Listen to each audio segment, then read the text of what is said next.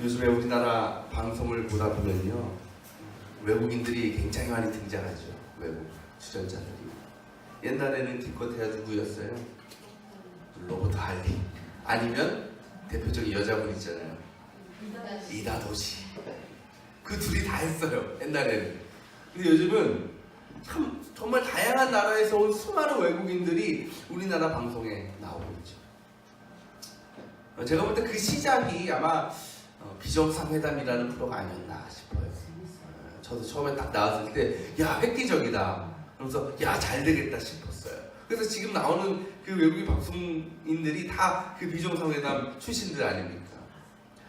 여러분, 그 사람들 가운데 누구 가장 좋아하세요? 그 수많은 외국인 방송인들 가운데 각자 뭐 있겠죠? 뭐 누구 좋아하세요? 알베르토, 그죠? 또 스위스?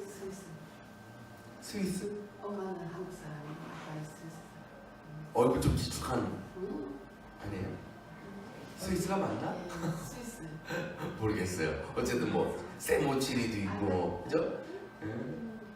그 전에는 뭐 샘 해밍턴도 있었고 굉장히 많아요.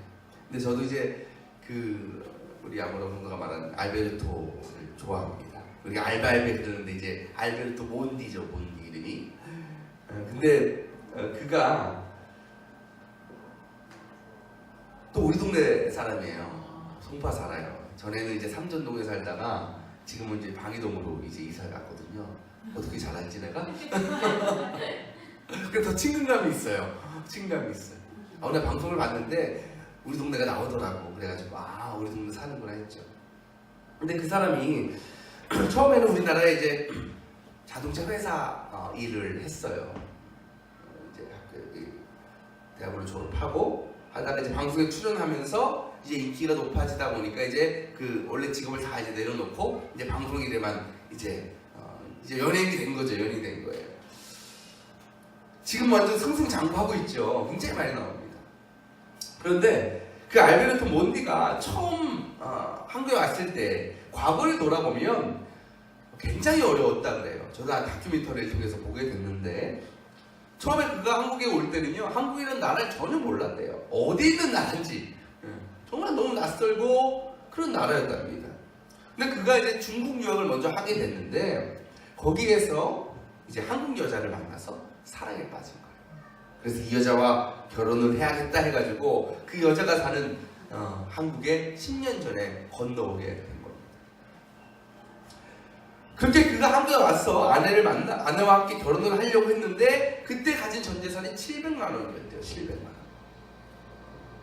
그것도 한국에서 이제 대학원을 다니면서 틈틈이 아르바이트를 해가지고 열심히 번 게 그 정도예요. 700만 원 갖고 뭐 하겠어요. 그래도 결혼을 했어요. 어땠건 도움을 받았겠지만. 근데 결혼한 후에도 고시원에서 살았다고 합니다. 둘이서 힘들게. 신혼을 고시원에서 살았다? 야, 이거 굉장히 힘들 거예요. 받아들이기 힘들 겁니다. 또 남자 입장에서 또 얼마나 마음이 아프겠어요. 내 사랑하는 여자를 이런 데서 내가 살게 하다.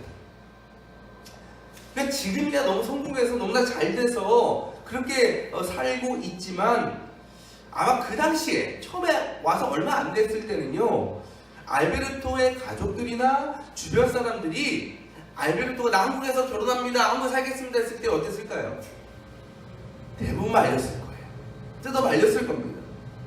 왜? 아니 주변 사람들이하고 한국에 대해서 얼마나 알겠어요? 한국 제대로 몰랐어요.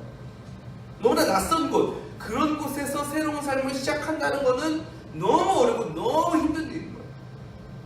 그냥 그 가족들은 그렇게 생각했을 거예요. 그냥 중국에서 중국은 다 아니까 중국에서 잘 마치고 와서 여기서 살아, 편안하게 살아. 만약 그랬다면요, 알베르토는요 그렇게 뭐 어려움 당하지 않았을 거예요, 삶에서. 근데 그의 어려움은 또 누구의 어려움이기도 했냐? 가족들의 어려움이기도 했어요. 왜? 사랑하는 자식을 그 멀고 낯선 땅으로 보내가지고 그 고생하는 걸 바라보는 그 부모의 마음이 얼마나 아프겠어요. 또 제대로 보지는 못하고, 그렇죠? 정말 그때만 생각하면요, 다 알베르토를 뭐라고 생각했을까요? 아유, 저 미쳤어. 바보 같아. 왜 저 고생을 해? 편안하게 살지. 옛날 우리 속담에 무슨 말 있어요? 젊어서 고생은 사서도 한다. 그렇죠? 제가 박명수 좋아한다고 그랬잖아요. 박명수 씨가 이 속담을 이렇게 바꿨어요. 젊어서 고생하면 나중에 골병 든다. 맞아요, 틀려요? 맞죠? 여러분 젊어서 고생 사서 하고 싶어요? 안 하고 싶죠? 굳이 고생을 사서까지 뭐 합니까? 그냥 편하게 살면 되지. 어쩔 수 없는 고난이야. 우리가 받아들이겠지만 뭘 그 사서까지 해. 그죠? 그럴 필요가 없어요. 안 하면 나갈수록 좋은 게 고난이에요. 어려움이에요. 예수님께서 이제 공생애를 시작하시기 전에 하나님께서 예언자 한 사람 보내시죠. 심부름꾼으로. 그 사람이 누굽니까? 세례 요한이죠. 그래서 세례 요한에게 이제 메시아가 올 건데 메시아가 오시기 전에 너가 먼저 가서 사람들에게 그것을 선포해라, 알려줘라 라고 시키셨어요. 그래서 세례 요한이 그 부르심을 받아서 열심히 전했고 또 그 전함을 통해서 많은 사람들이 예수님을 믿게 됐고 또 세례 요한에게 세례를 받았습니다. 근데 어느 날 세례 요한이 평소와 다름없이 이제 그 복음을 선포하면서 사람들에게 세례를 주고 있는데 누가 나타났다고요? 예수님이 나타났다는 거예요. 세례 요한은 그분이 예수님이라는 걸 알았을까요? 몰랐을까요? 알았어요. 알고 있었어요. 뭔가 포스가 있었나 보죠. 아, 저분? 그 예수님입니다. 근데 예수님께서 세례 요한을 보자마자 어떤 말씀을 하십니까? 너 나에게 뭐 해라? 세례 줘라. 나 세례 받을 테니까 너 나한테 세례 좀 줘. 이렇게 부탁하셨어요. 이 동일한 말씀이 마태복음에도 기록되어 있는데 마태복음을 보면 이 세례를 베풀라는 예수님의 요청에 세례 요한이 뭐라고 대답하냐면요. 내가 선생님께 세례를 받아야 할 터인데 선생님께서 내게 오셨습니까? 이렇게 예수님께 물어요. 이게 뭔 말이에요? 예수님을 뻔히 아는데 메시아가 오셨는데 그럼 세례 누가 받아야 돼요? 세례 요한은 자신이 받아야 되는데 지금 오히려 사람이 자신에게 예수님께서 나 좀 세례를 줘, 메시아가 세례를 달라고 부탁하는 거예요. 말이 됩니까? 안 됩니까? 안 돼요. 그래서 세례 요한이 거절했어요. 거절하는 거예요. 못합니다. 당연하죠? 당연한 거예요. 여러분 어떻게 사람이 하나님의 아들한테 세례를 주겠어요? 근데 예수님은 자신의 생각을 굽히지 않아. 야, 나 세례 받아야 돼. 세례 줘. 이렇게 우기셨겠죠? 그래서 결국 예수님께서 세례 요한도 예수님의 요청을 받아들여서 예수님에게 세례를 줬어요.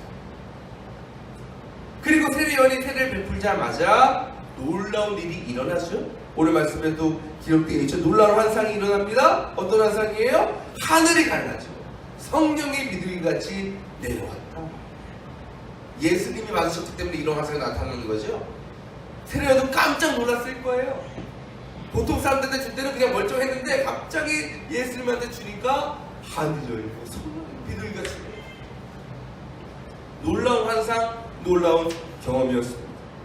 근데 여러분 잘 생각해 보면요, 예수님께서 세례 요한에게 세례를 바친 이 일은요 위험한 일이에요. 해서는 안 되는 일이에요. 왜 그럴까요? 여러분 4절 보시면요 요한이 어떤 세례를 베풀었는지가 나옵니다. 우리가 말씀 통해서 몇 번 우리가 나누었는데, 자 4절 보면 세례자 요한이 광야에 나타나서 어떤 세례를 줬다고요? 죄를 용서받게 하는 회개의 세례를 선포하였다. 회개의 세례를 줬다는 거예요. 그렇다면 이 회개의 세례는 누가 받아야 됩니까? 죄인이 받아야죠. 죄를 가진 사람이 회개하는 세례를 받아야죠. 그런데 지금 예수님께서 그런 회개의 세례를 받으셨다는 거예요. 이건 다르게 얘기하면 예수님께서 뭐라고 말씀하시는 것 같은 거예요? 뭐라고 밝히시는 거예요? 나는 죄인이요 라고 고백하시는 것과 다를 바가 없는 거예요. 근데 여러분 그래요? 아니잖아요. 예수님은 죄가 없어요. 예수님은 깨끗해요. 그렇다면 이런 회개의 세례는 예수님에게 필요합니까? 필요 없습니까? 전혀 필요가 없어요. 받으실 필요가 없어요. 만약에 그곳에 모인 많은 사람들이 있었지 않았겠습니까? 그 사람들이 예수님이 정말 하나님의 아들이라는 것을 알아챈 사람이 한 명이라도 있었으면 이건 굉장히 위험한 일이에요. 왜? 어떻게 생각하겠어요? 하나님의 아들이라는 분이 세례를 받네? 회개의 세례를 받네? 그 다음 저 사람 죄인 아니야? 죄인이 어떻게 메시아가 될 수 있어? 어떻게 하나님 아들이야? 이렇게 나설 수도 있잖아요. 그렇죠? 그러면 예수님께서 앞으로 행하실 그 모든 공생의 사역이 어려워질 수 있는, 큰 걸림돌이 될 수 있는 겁니다. 그렇다면 왜 예수님은 이렇게 위험하고도 무모한 일을 하신 것일까? 왜 굳이 안 받아도 될 그 회개 세례를 예수님은 받으시려고 하신 것일까? 지난 9일에 이제 우리나라에서 첫 동계올림픽이 개막됐죠. 평창올림픽. 여러분 개막식 다 보셨어요? 개막식. 저는 이제 지방 행사 때문에 라이브로는 못 보고 나중에 이제 하도 얘기를 많이 들어가지고 다시 보기로 봤는데, 이야, 대단하다. 여러분 어떤 거 기억나세요? 저는 이제 세 가지. 하나는 드론으로 오른기 만든 거. 그죠? 드론 띄워가지고 2,000 몇 개 드론 가지고 오른기 만드는 거. 그리고 인면조라는 거. 그죠? 큰 새를 만들었는데 그게 뭐 신화인가 뭔가 그렇다죠? 사람 얼굴을 가진 새 형상을 만들어가지고 막 공연을. 또 마지막에 우리 연하키 김연아가 마지막에 탁 등장해서 스케이트를 참 멋지게 타는데 얼마나 감동적이었는지 몰라요. 소름이 끼칠 정도로. 그것을 보고서는 뭐 전 세계 언론이 막 극찬을 했죠. 훌륭했다, 최고다. 또 그 뉴스 들으면서 얼마나 뿌듯했는지 몰라요. 어깨에 힘이 들어가고 말이에요. 텔레비전을 보는, 다시 보기를 보는 저도 그랬는데 직접 그 현장에 가서 본 사람들도 얼마나 감격했을까. 너무 비싸서 못 가요, 그죠? 200만 원 한대니까, 가정적인 데가. 그죠? 그 개막식 얼마나 추웠어요, 또 겨울에 그 야외에서. 그 열정 관심은요 추위도 막지 못하는 거예요. 근데 여러분 생각해 보세요. 그 개막식이요 여러분하고 그렇게 상관이 있어요? 여러분 개인하고 뭐 특별히 연관이 있습니까? 만약 제가 그 개막식에 어떤 투자를 했거나 참여를 했거나 행사를 진행하는 어떤 자원봉사자거나 뭐 그 정도 됐으면 야 내가 이렇게 도와줄 일이 이렇게 열심히 어떻게 시작되는 걸 할 수 있어요. 그런데 뭐 여러분들 그렇지만 저하고 여러분들은 평창올림픽 그 개회식과는 전혀 상관이 없어. 그렇다면 왜 그렇게 아무 상관이 없는 그 행사를 보는데 왜 그걸 보면 내가 마음이 뜨거워지고 왜 감동을 받은 것일까요? 왜 그래요? 왜? 이유는 하나밖에 없어요. 그 올림픽이 어디서 열렸습니까? 우리나라에서 열렸으니까. 대한민국에서 열렸고 나는 그 대한민국의 국민이기 때문에. 그러니까 우리 나라의 기쁨이 내 기쁨이 되는 거고 이 나라의 영광이 내 영광이 되는 거고 나라를 향한 극찬과 칭찬이 나에게 하는 극찬과 칭찬이 되는 거예요. 곧 그것은 한마디로 얘기하면 나라와 나를 동일화시킨 거예요. 옛날에 그런 캐치프레이즈 있잖아요. 내가 곧 보다 대한민국이다. 멋진 말이죠. 내가 곧 이 나라라는 거예요. 동일화했다는 거예요. 우리가 우리나라 선수들 경기하는 거 보면서도 메달 따는 거 보면서도 그렇지 않아요? 그저께 윤성빈 그 메달 땄잖아요. 스켈레톤. 제 아내는 울었어. 눈물이 왜 울어 그거 보고. 뭐 윤성빈하고 뭐 사돈의 8천도 아니고 남남인데 왜 그렇게 감동을 받아요? 하나가 된 거죠. 하나가 동일화된 거예요. 왜? 우리 국민이기 때문에. 내가 그 일에 직접 참여해서가 아니라 뭐 기여를 해서가 아니라 그저 그 사람과 내가 한국인이라는 동질감 때문에 동일화 때문에 그 감격을 우리가 맛보는 거죠. 여러분 예수님께서 세례를 받으신 것도요 예수님이 죄인이어서가 아니에요.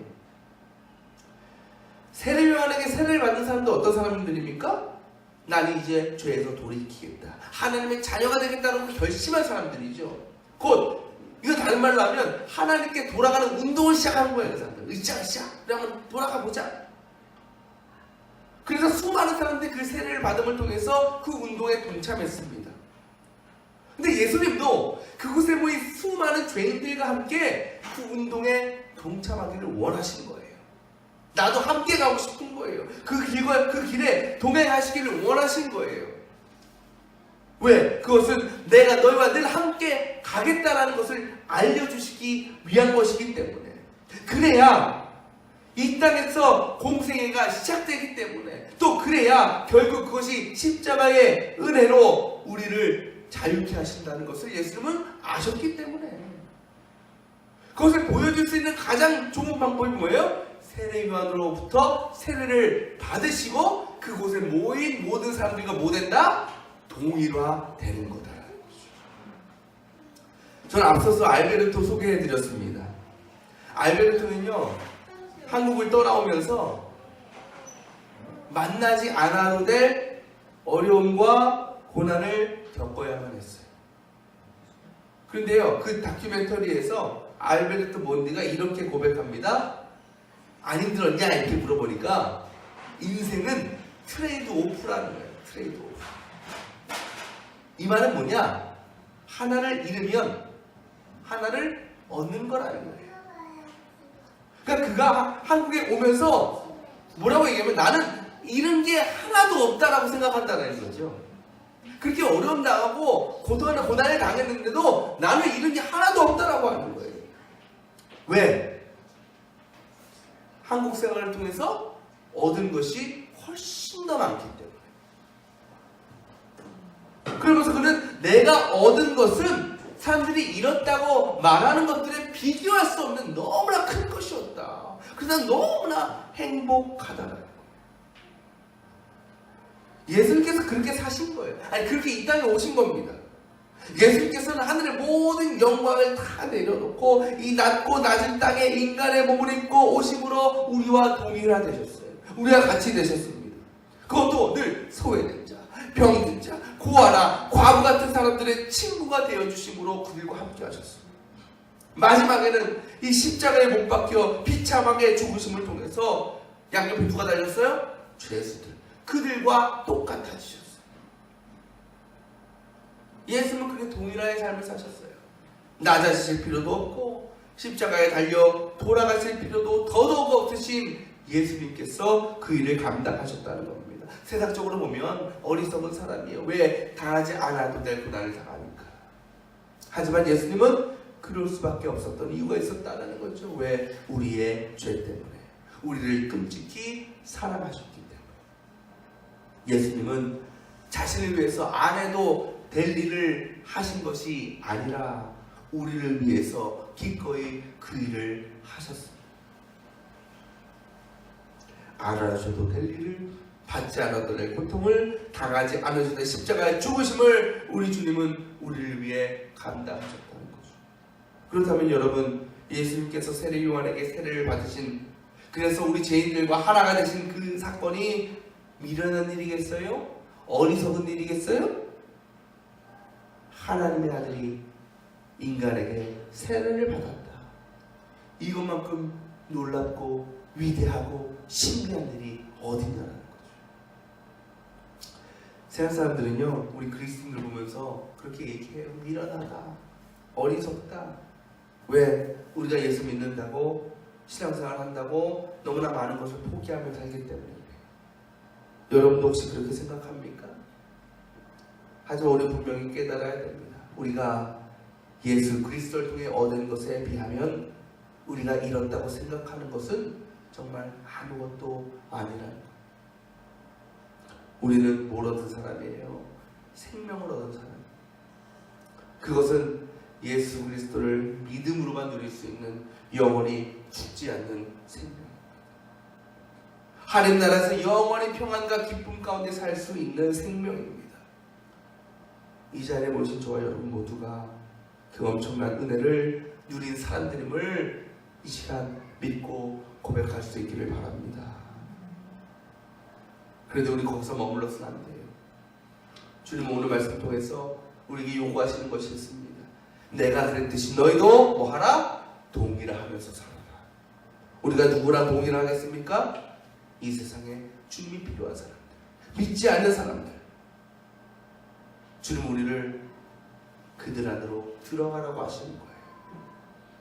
주님이 우리 인간 세상으로 들어오셔서 몸소 인간이 되셔서 하나님께로 돌아가는 그 길에 함께 하신 것처럼 우리도 복음이 필요하고 주님이 필요한 이들의 삶 가운데 들어가서 그들과 함께 주님께로 나아가라고 요구하고 계시는 것입니다.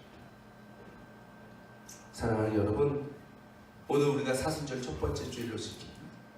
지난 수요일에 사순절이 시작되었습니다.